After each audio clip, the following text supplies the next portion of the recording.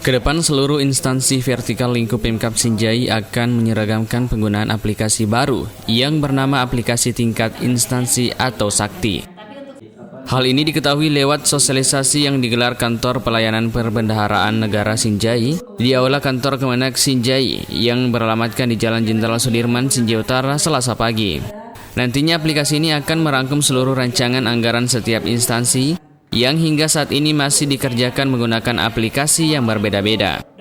Implementasi aplikasi Sakti yang dulu di mana setiap satker itu aplikasinya berbeda-beda untuk RKHL, untuk SAIBA, untuk SPM itu berbeda-beda. Tapi sekarang itu diakomodasi menjadi satu aplikasi, yaitu aplikasi Sakti.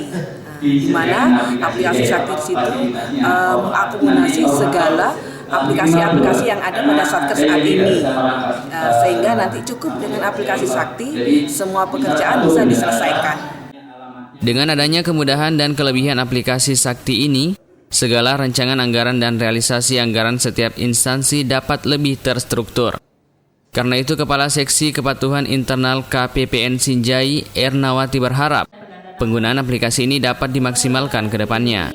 Harapan memakai aplikasi sistem Sakti itu sehingga tidak ada terkotak-kotak lagi untuk masing-masing aplikasi, tapi semua terintegrasi menjadi aplikasi Sakti dan memudahkan satker untuk melaporkan maupun melaksanakan anggarannya. Seperti itu, iya. Anggaran belanja dan pendapatan negara. Rencananya aplikasi Sakti ini akan diluncurkan pada 2020 mendatang.